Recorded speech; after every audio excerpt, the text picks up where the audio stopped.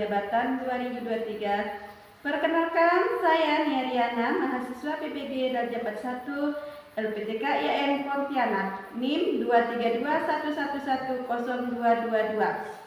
Saya mengajar di SMA Negeri 3 Tebas. Hari ini, Senin, tanggal 28 Agustus 2023, saya akan mempraktekkan pembelajaran untuk memenuhi persyaratan UKIM dengan materi sejarah masuknya agama Islam di Indonesia. Kelas 10. Untuk lebih jelasnya, mari kita simak video pembelajarannya.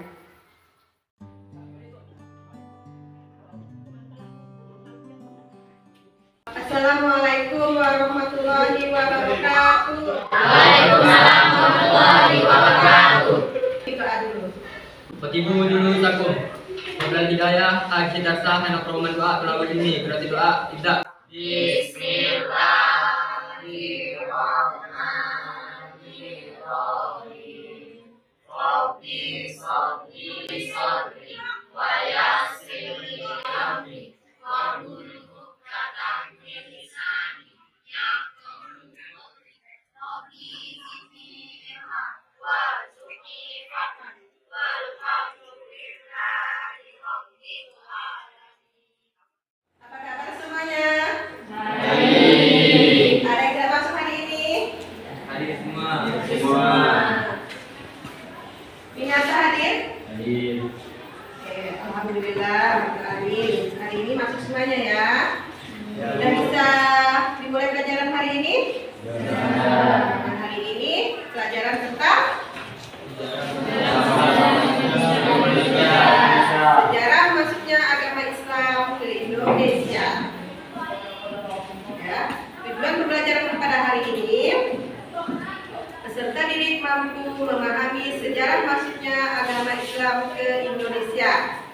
Yang kedua, peserta didik mampu meneladani sikap dari para tokoh penyebar agama Islam ke Indonesia.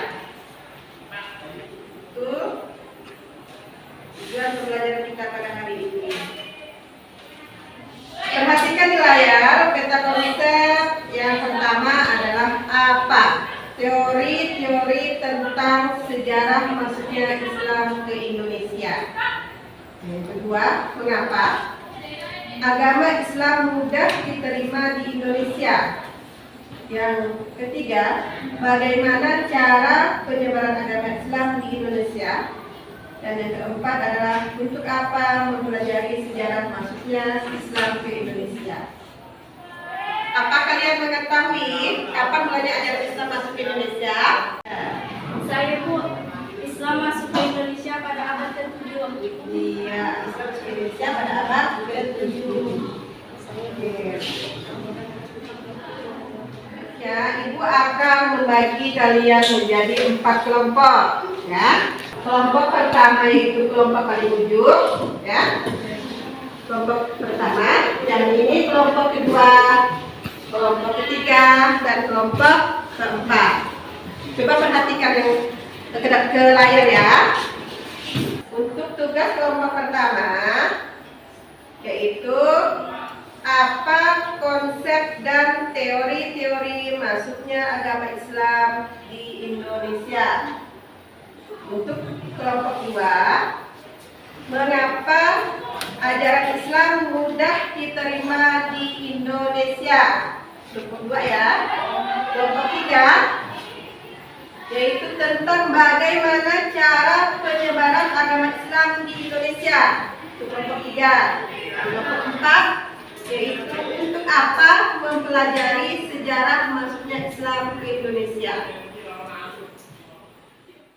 Sudah jelas? Sudah. Kalian membaca kelompok terlebih dahulu.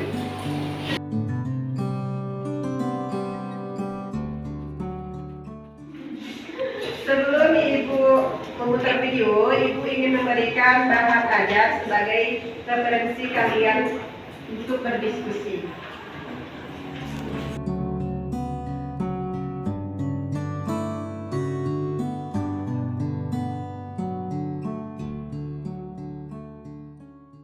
Coba amati video di layar. Di awal mula sejarah masuknya Islam ke Indonesia hingga menjadi menjadi agama dengan penghulu terbesar di Nusantara. Berikut ini beberapa penjelasan teori masuknya agama Islam ke Nusantara. Yang pertama, teori India atau teori Bujana. Teori ini dicetuskan oleh G.W.J. Demetrius dan dikembangkan oleh Sundar Ramon J. dan kawan-kawan. Selain itu, teori India atau teori Bujana ini juga diyakini oleh sejarawan Indonesia Sucipto Wirdosupratho yang meyakini awal mula sejarah masuknya Islam di Indonesia adalah melalui India atau Bujana pada abad ke-13. Banyak bukti yang menguatkan teori Bujana ini. Salah satunya adalah makam Malik As-Saleh yang merupakan salah satu pendiri kerajaan Samudra Pasai. Corak dan batu nisan Malik As-Saleh sangat mirip dengan batu nisan yang ada di Gujarat. Yang kedua, teori Arab atau Mekah. Teori ini merupakan teori Islam yang menyebutkan bahwa Islam masuk ke Indonesia langsung dari Arab atau Mekah pada masa kekhalifahan. Teori ini didukung oleh J.C. Vanderbilt hingga Buya Hamka atau Abdul Malik Karim Abdullah.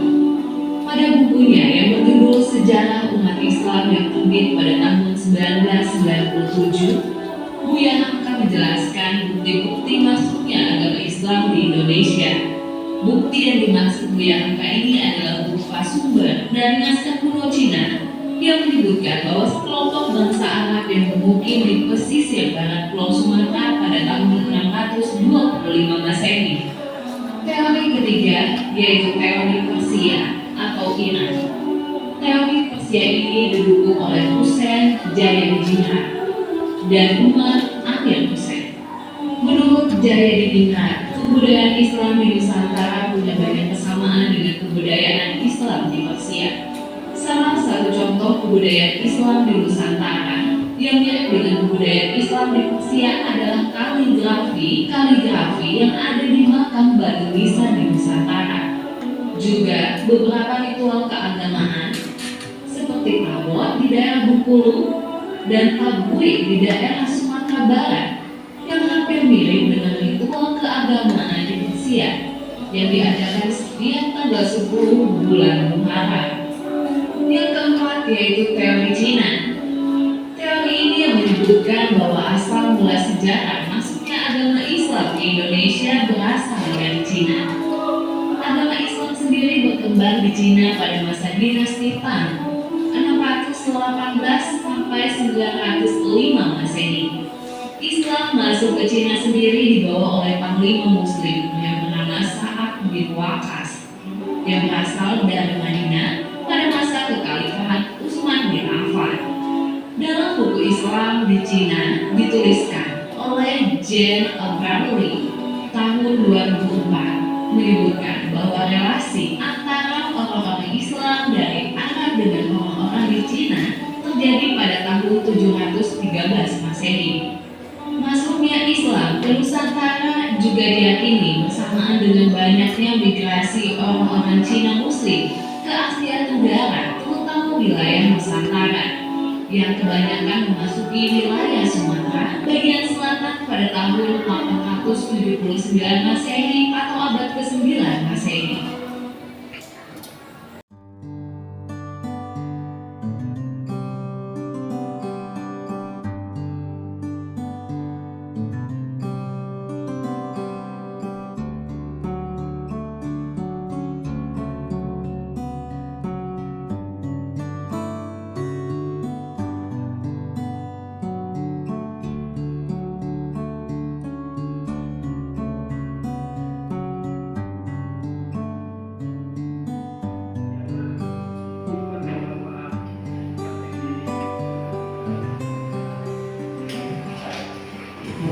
Baiklah, setelah kalian mengamati video, kalian diskusikan ya. Kasih waktu 10 menit.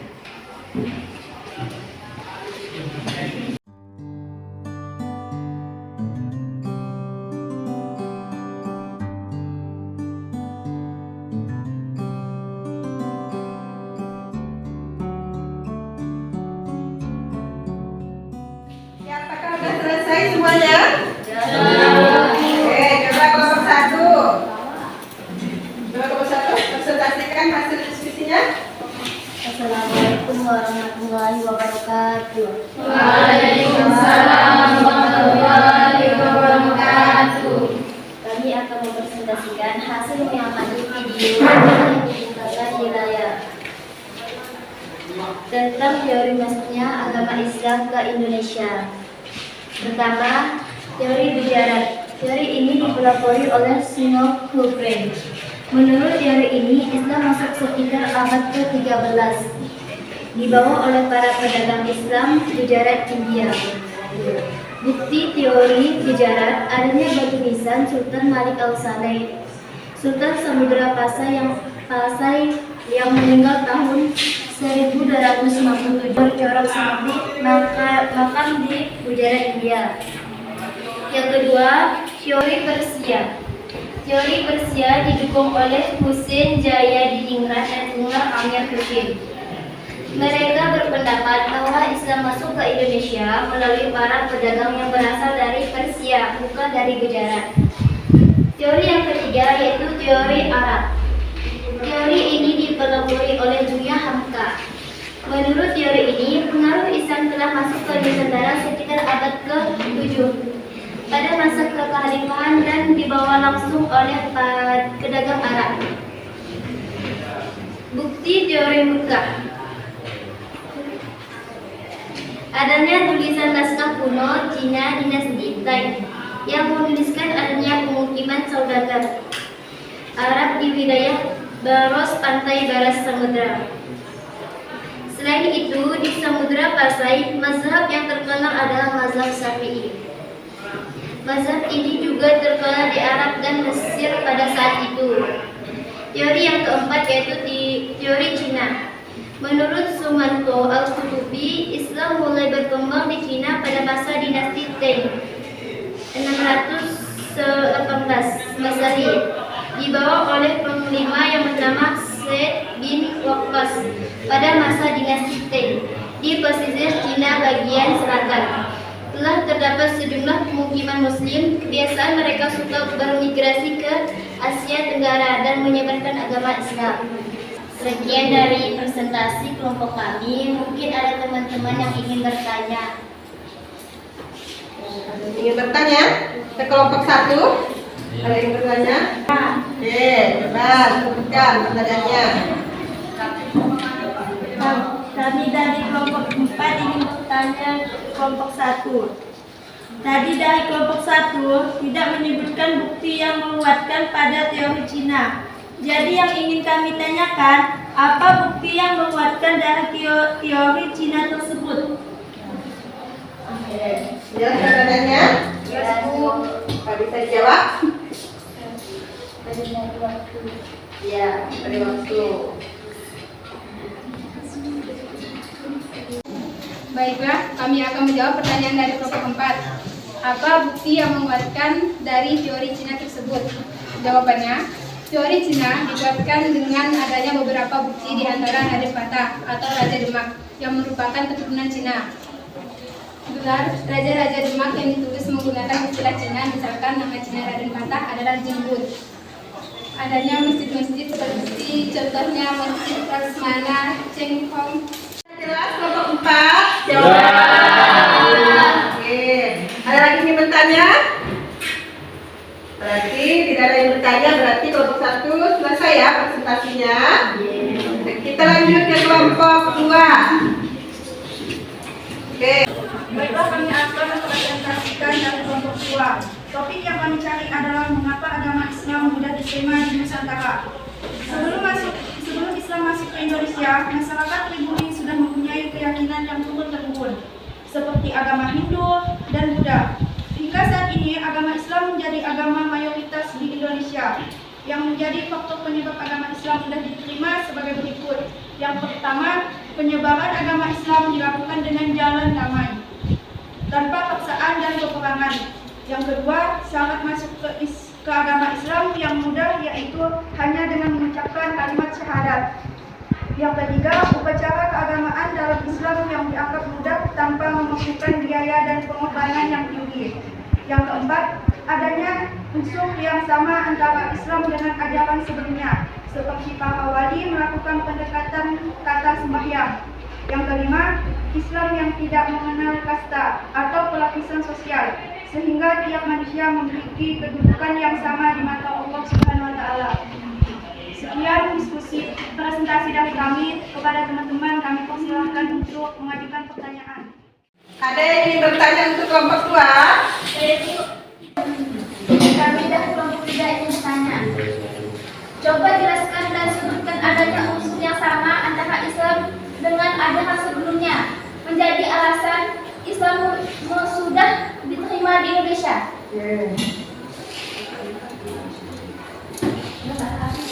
Sudah jelas pertanyaan dari kelompok 3? Kelompok 2? Langsung dijawab. Kami dari kelompok 2 yang menjawab pertanyaan dari kelompok 3.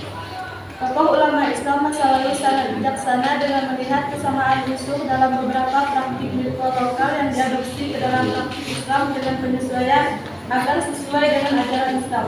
Masyarakat pribumi beragama Hindu sebelumnya sudah menggunakan kata sembahyang dalam ritual ibadahnya. Sehingga dengan adanya penerapan pendekatan dianggap agama yang tidak bertentangan dengan unsur yang telah dianut oleh masyarakat pribumi. Sekian dari kelompok kami. Oke, apakah sudah jelas kelompok 3? Sudah. Alhamdulillah. Ada yang ingin bertanya untuk kelompok 2? Tidak ada, berarti kelompok 2 sudah selesai ya presentasinya. Kita lanjut ke kelompok 3. Baiklah, saya akan mempresentasikan hasil diskusi dari kelompok 3, yaitu bagaimana cara penyebaran masuknya agama Islam ke Indonesia. Yang pertama adalah jalur perdagangan. Nusantara adalah merupakan jalur strategis perdagangan melalui laut, sehingga banyak saudagar pedagang dari Arab, Gujarat, dan Persia yang menjadi duta-duta Islam saling bertukar pengaruh sambil menyebarkan pengaruh ajaran agama Islam di Nusantara. B. Jalur perkawinan. Para pedagang banyak yang menikah dengan perempuan pribumi, putri-putri bangsawan, adipati, dan bahkan dengan anggota keluarga kerajaan. Hal ini berdampak positif terhadap perkembangan Islam di Nusantara. Jalur pendidikan. Perkembangan Islam yang semakin meluas mendorong munculnya para ulama dan mubalik, kemudian mendirikan pondok-pondok pesantren untuk mempercepat dan memperluas penyebaran Islam hingga ke daerah terpencil. Jalur dakwah. Penyebaran Islam tidak dapat dilepaskan dari peranan para wali dan menyebarkan dengan cara berdakwah yang biasa disebut dengan wali songo. Mereka dikenal dengan memiliki ilmu dan penghayatan yang tinggi dan dengan bijaksana dalam menyebarkan ajaran Islam di Nusantara. Terakhir, jalur kesenian. Agama Islam juga disebarkan melalui kesenian dengan mengakulturasi kesenian yang telah ada dengan adanya keislaman dan Islam tidak canggung untuk dikenal oleh masyarakat pribumi yang sebelumnya telah mengenal kesenian dan budaya pada ajaran sebelumnya yaitu Hindu. Contohnya melalui wayang kulit, gamelan, kesenian Islami dan seni kaligrafi. Baiklah, itu saja yang dapat saya sampaikan. Jika kurang jelas silahkan bertanya. Ada yang ingin bertanya untuk kelompok lain di kelompok 3? Tadi kelompok 3 menyebutkan kata mubalik. Coba jelaskan fungsi mubalik dalam penyebaran agama Islam di Nusantara. Sudah jelas kelompok 3 pertanyaan dari kelompok 1? Apakah sudah bisa dijawab? Bisa, Bu. Baiklah, saya akan menjawab pertanyaan dari kelompok 1, yaitu mubalik. Mubalik adalah sebutan bagi orang-orang yang mengajarkan ilmu agama kepada orang lain. Intinya, para mubalik berfungsi sebagai menyebarkan agama Islam dengan cara berdakwah dari suatu tempat ke tempat lain. Para ulama yang telah mendirikan pondok pesantren akan banyak melatih santrinya untuk menjadi mubalik, untuk menyebarkan agama Islam di daerahnya masing-masing. Dengan cara ini sangat efektif untuk menyebarkan Islam ke pelosok-pelosok Nusantara. Baik, apakah sudah jelas? Jadi apa perbedaan mubalik dengan ustaz? Baik, perbedaan mubalik dengan ustadz. Ustadz sering berperan sebagai guru atau pendidik dalam lingkup pendidikan formal seperti di madrasah, pesantren, dan lembaga Islam lainnya. Sedangkan mubalik pendakwah dari santri-santri yang diberi tugas untuk menyebar agama Islam di daerahnya masing-masing. Itu perbedaan antara ustadz dan Mubalik. Apakah sudah jelas? Sudah. Jawaban dari kelompok 3. Apakah ada lagi yang ditanyakan untuk kelompok 3? Berarti sudah jelas ya? Sudah. Oke, berarti hasil presentasi kelompok 3 sudah selesai. Kita lanjut ke kelompok 4. Coba kelompok 4 presentasikan hasil diskusinya.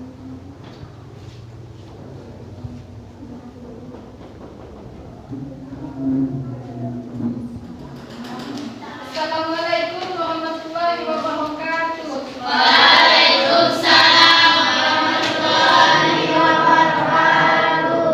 Baiklah, kami dari kelompok 4 ingin mempresentasikan hasil dari mengamati video yang ditayangkan tadi, yaitu tentang hikmah dari mempelajari sejarah masuknya agama Islam ke Indonesia.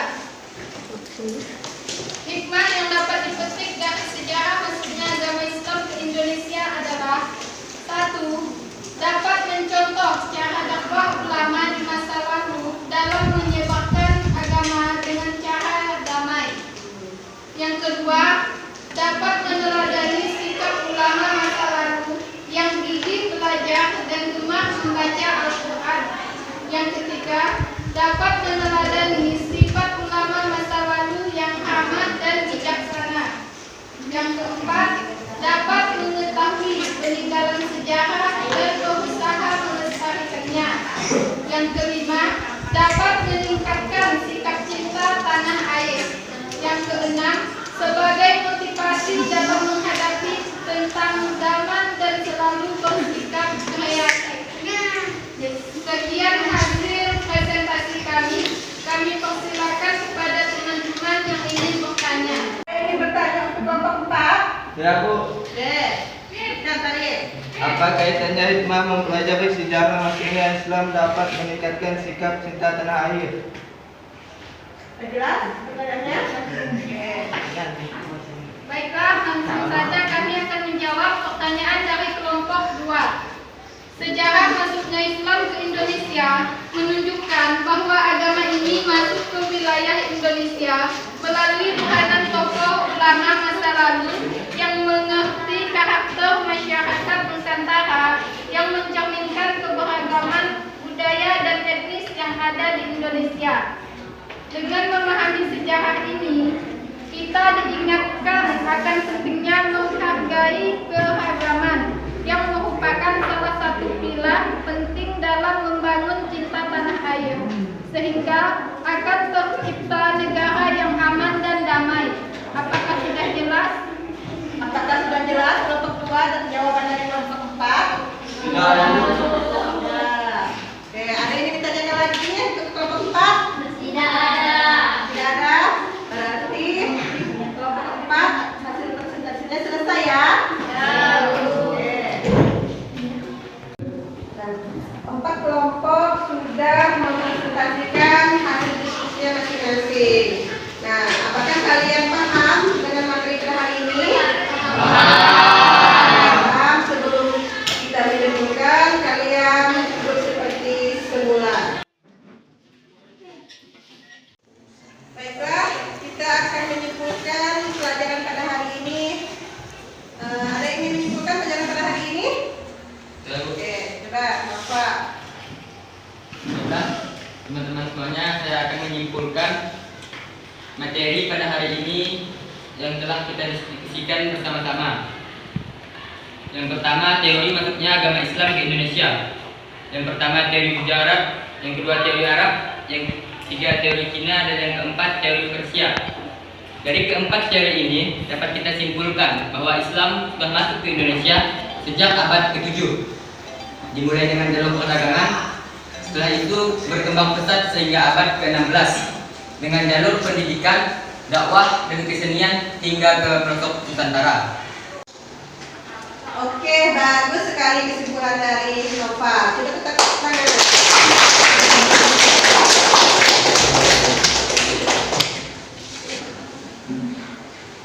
Nextnya, banyak nilai-nilai yang dapat dipelajari dari tokoh-tokoh sejarah penyebab masuknya Islam ke Indonesia. Yang pertama, gigih, dalam menuntut ilmu.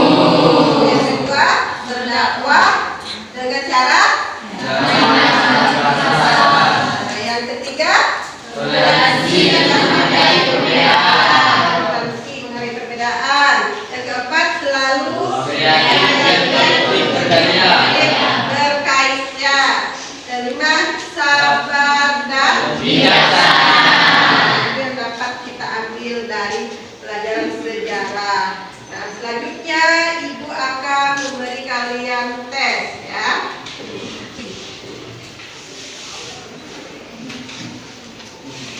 Oke, coba lihat di layar. Nah, ada gambar kan? Nah, coba amati gambar di bawah ini, lalu kaitkan dengan materi sejarah masuknya agama Islam di Indonesia. Coba gambar pertama, itu gambar apa? Saya Bu. Gambar tersebut adalah gambar Pak Buya Hamka. Pak Buya Hamka yaitu pelopor dari teori Arab. Menurut beliau, Islam dibawa ke Indonesia berasal dari pedagang Arab. Oke, betul sekali. Selanjutnya, gambar kedua. Siapa itu? Oke, Bapak. Gambar di depan adalah gambar wayang, merupakan cara penyebaran Islam melalui kesenian. Oke, bagus sekali.